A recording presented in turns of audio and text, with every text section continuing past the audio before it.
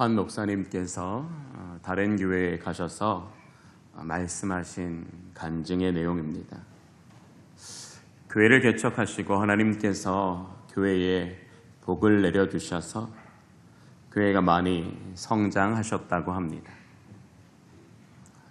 예배드릴 때마다 자리가 부족해서 결국 건축을 하게 되었습니다.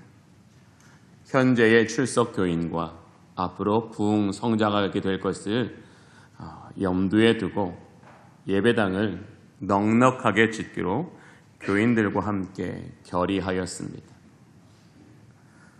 교회 건축에 있어서 성도님들의 많은 헌신이 계셨지만 교회는 융자를 받아야 했습니다.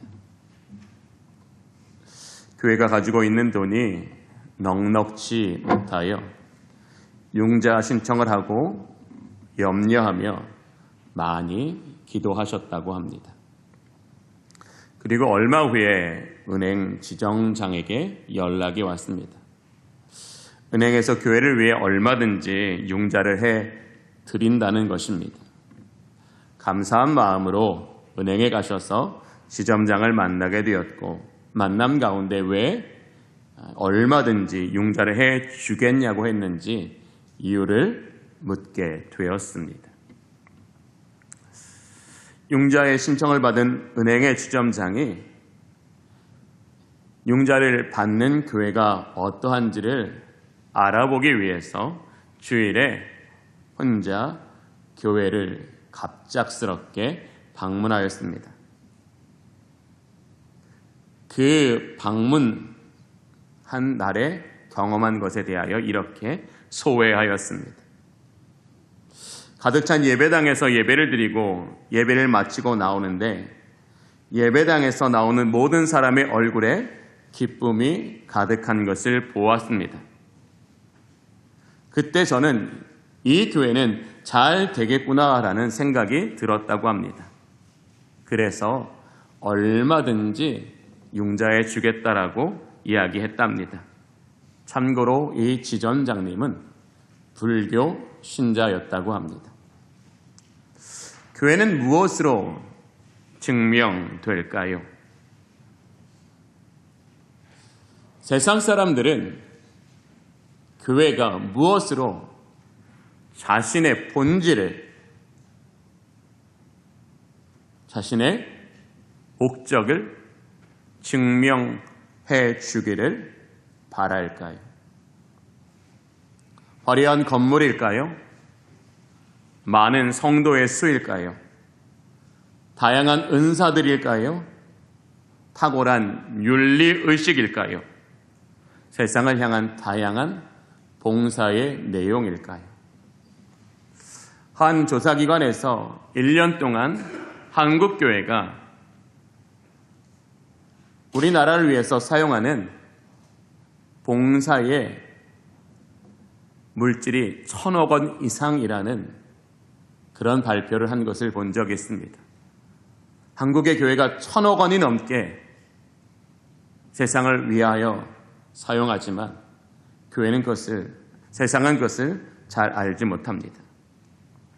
예배드리고 나오는 사람들의 얼굴에 기쁨이 가득한 것을 보고 불교 신자도 이 교회는 잘 되겠구나 생각이 들 수밖에 없었다면 교회는 무엇으로 증명될 때 세상 사람들이 교회를 존중하고 환영하게 될까요? 성경은 오늘 그것을 명확하게 말씀하고 있습니다. 그것은 바로 사랑입니다. 교회가 사랑으로 충만할 때, 사랑으로부터 모든 일을 행할 때 세상은 교회의 주인이 하나님이신 것과 교회의 목적이 영혼 구원이라는 복음을 깊이 경험하게 될 것입니다. 요한 사도는 요한일서 4장 16절에서 하나님은 사랑이시라라고 말하였습니다. 교회의 머리가 되신 하나님이 사랑이시라면 교회는 분명 사랑으로 충만한 곳일 것입니다. 오늘 본문은 고린도전서 13장은 신학자들이 사랑장이라고 분류하는 곳입니다. 사랑이 무엇인가에 대하여 다른 성경과 견주어 가장 잘 설명하고 있기 때문입니다. 바울은 오늘 본문 1절부터 10절까지의 말씀에서 세 가지를 말하고 있습니다. 첫 번째는 왜 사랑이 중요한가입니다. 두 번째로 사랑이란 구체적으로 무엇인가입니다. 세 번째로 사랑이 왜 제일인가를 성경 어느 곳보다 정확하게 말씀하고 있습니다. 이제 세 부분을 통하여 하나님께서 저와 여러분에게 주시는 음성을 듣기를 원합니다.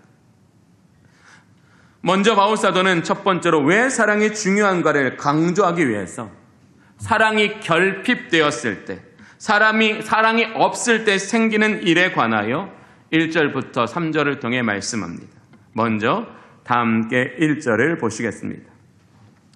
내가 사람의 방언과 천사의 말을 할지라도 사랑이 없으면 소리나는 구리와 울리는 꽹과리가 되고 라고 말씀하고 있습니다. 당시 고린도 교회는 은사를 매우 중요하고 유용한 것으로 여겼습니다. 그것은 하나님께서 고린도 교회에게 은사를 많이 주셨기 때문입니다. 바울 사도는 사람이 하늘의 언어인 방언과 천사의 말, 성령에 깊이 감동되어 하는 알아들을 수 없는 말이라도 사랑이 없으면 소리나는 구리와 울리는 꽹과리가 된다라고 이야기하고 있습니다.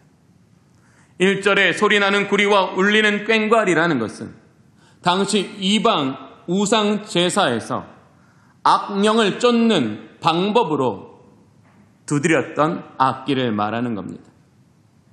우리가 하늘의 언어인 방언을 말하고 천사의 말을 할지라도 거기에 사랑이 없다면 그것은 이방 제사에서 악령을 쫓기 위해 사용하는 악기만 못할 수 있다라는 겁니다. 바울이 왜 이런 이야기를 했습니까? 당시 고린도 교회를 분열케 했던 은사의 문제에 연관하여 은사도 철저히 사랑이 기초이고 사랑이 중심이고 사랑이 목적이어야 한다는 것을 선명하게 드러내주기 위해서입니다. 하나님은 고린도 교회에게 다양한 은사를 주셨습니다.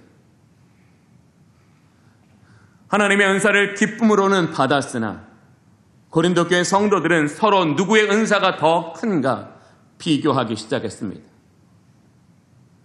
다른 사람보다 더 좋은 은사를 받았다고 생각하는 사람들은 자기에게 이런 은사를 주신 하나님께 감사도 했지만 자기가 이런 은사를 받았다고 자랑하였고 교만하였고 우월주의에 빠지게 했습니다.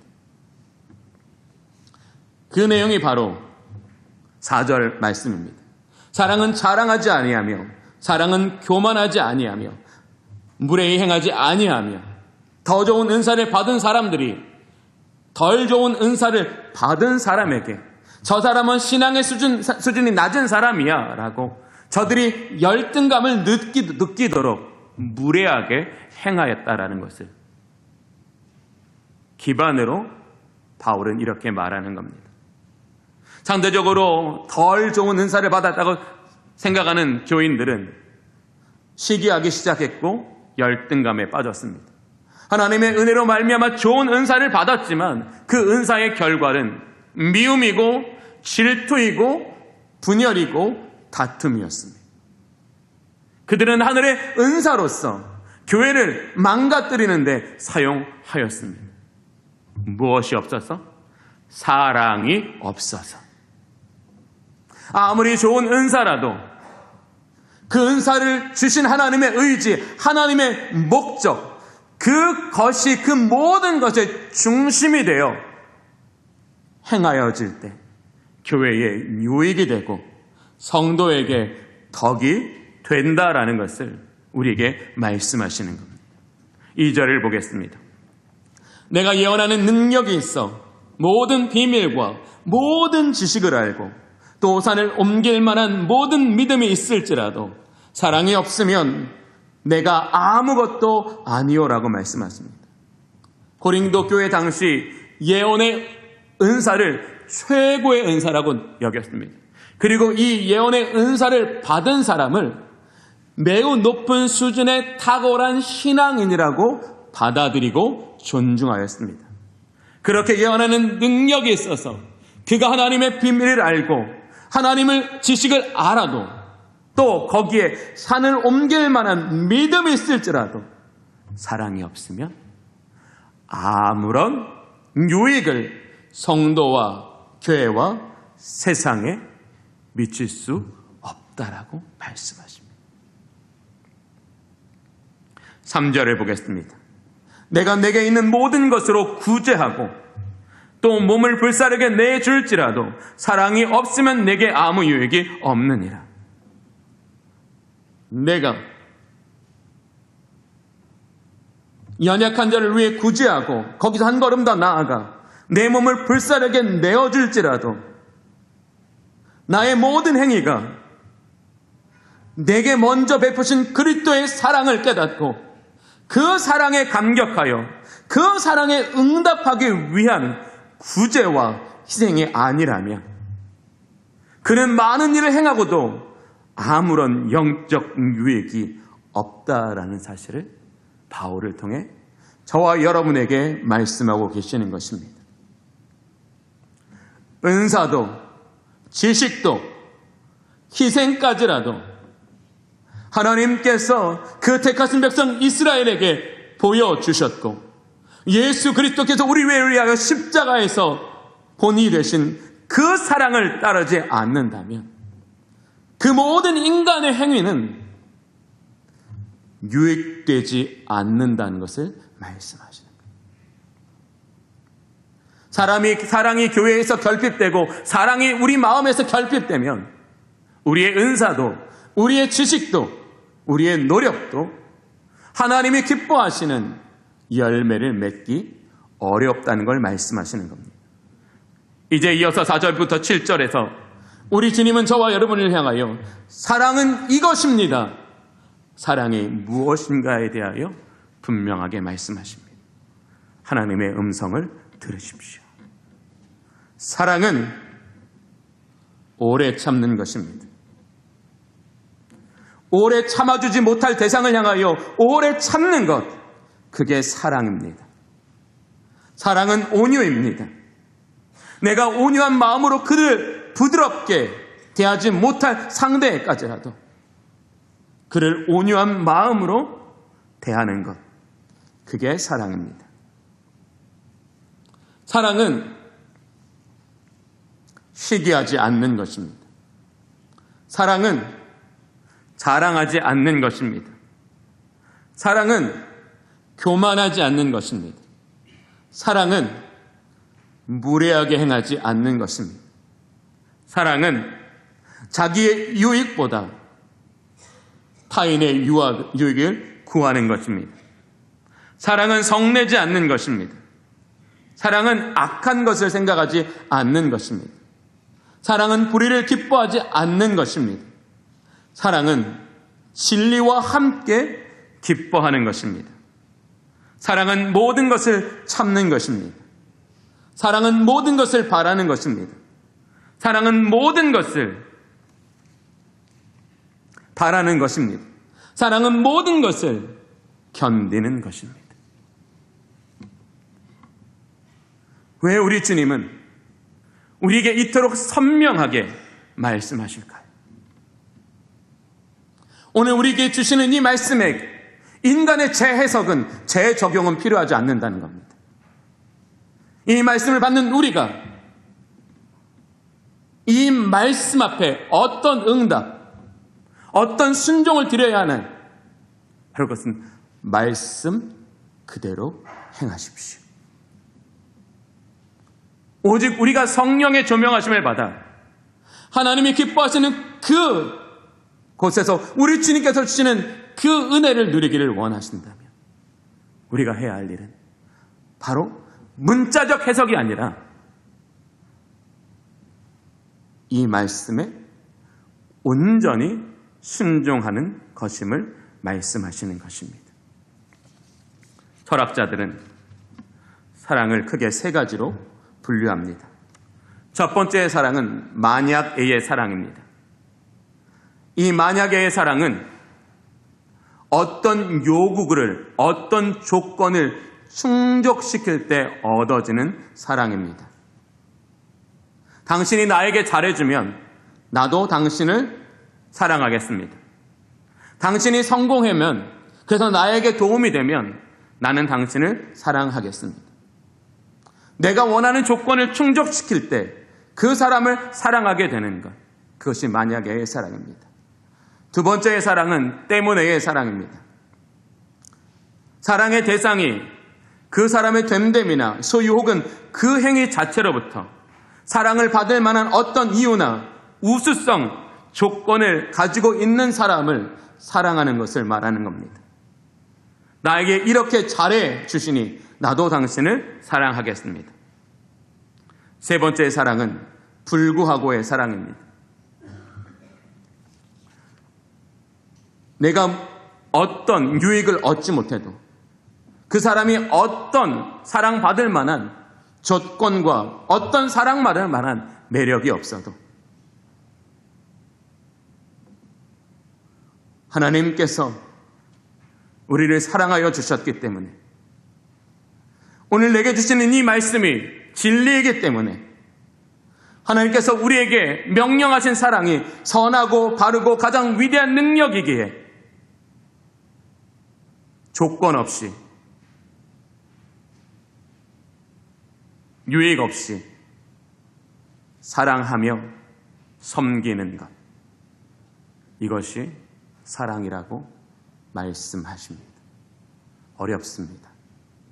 저도 어렵습니다. 성공보다 실패 더 많이 합니다. 이 말씀 앞에 저도 부끄러움 밖에는 하나님께 드릴 것은 없습니다.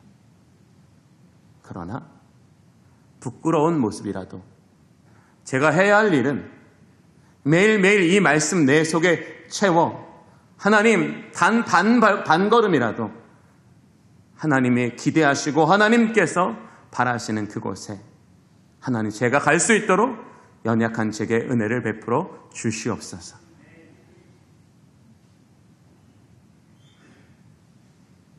실패를 반복해도, 후회를 반복해도, 아쉬움을 반복해도 내 안에 계신 주님께서 원하신다면 그것을 향하여 나아가는 것, 그것을 향하여 나의 자아를 무너뜨리고 나의 감정을 수그러뜨리는 것, 바로 거기에서부터 나도 증명되고 교회도 증명되며 그렇게 증명되는 삶 속에 하나님의 나라는 우리 가운데 임하신다는 것을 말씀하시는 겁니다. 마지막 8절을 보겠습니다. 사랑은 언제까지나 떨어지지 아니하되 예언도 패하고 방언도 그치고 지식도 패하느니라. 예언, 방언, 지식, 이것은 교회를 성장하게 하는데 매우 중요한 은사들이고 좋은 조건들입니다. 그러나 이것이 패한다라는 것은, 부분적이라고 말씀하시는 것은 이것으로는 하나님의 뜻을 이루어가는데 분명히 제한이 있다라는 겁니다. 그러나 사랑은 제한이 없다는 걸 말씀하는 겁니다. 사랑은 못 열 문이 없고, 사랑은 못 고칠 것이 없고, 사랑은 못 들어갈 것이 없다라는 겁니다. 우리 주님은 그것을 말씀하시는 겁니다. 우리가 정말로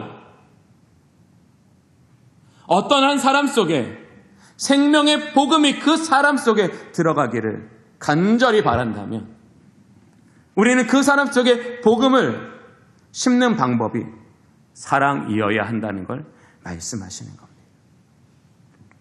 오순절 마가의 다락방에서 예수님은 제자들의 발을 씻어주셨습니다. 사랑하시는 제자들에게 발을 씻기기 위해서 예수님은 허리를 굽히셔야 했습니다. 무릎을 꿇으셔야 했습니다. 냄새나고 더러운 발에 손을 내밀어야 됐습니다. 예수님은 그게 사랑이라고 말씀하십니다. 내가 정말로 이 사람을 사랑하고자 한다면 우리도 기꺼이 예수님을 닮아갈 수 있다라는 겁니다. 사랑이란 이기는 능력입니다. 교회는 사랑으로 이길 때 더 큰 이김을 얻을 수 있는 것입니다.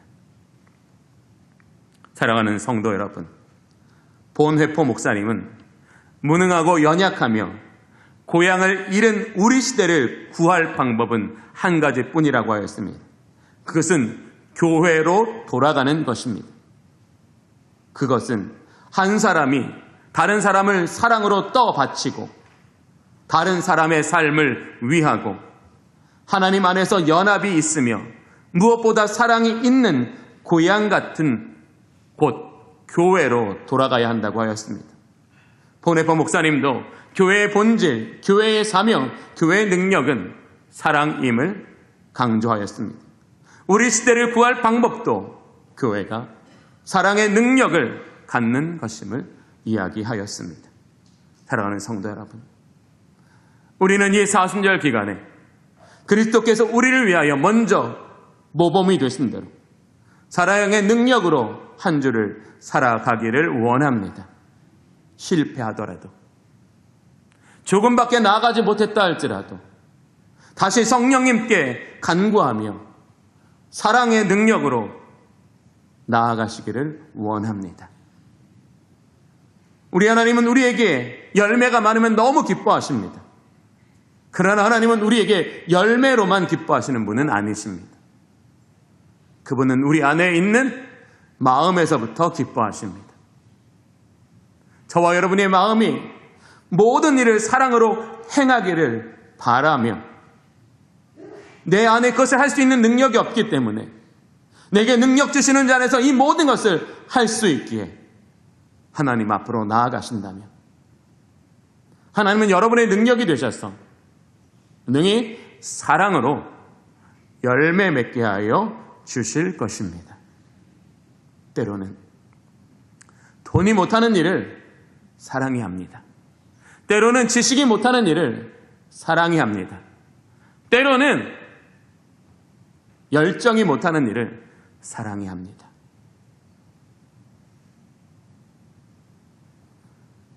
오늘 우리에게 주신 이 말씀 통해서 교회의 본질이 사명이며 교회가 사랑으로 모든 것을 행할 때 그 안에 하나님의 능력이 드러나는 것을 의지하며 이번 한 주간 오직 사랑의 능력으로 이웃과 교회와 세상을 섬기며 살아가는 저와 여러분이 되시기를 원합니다.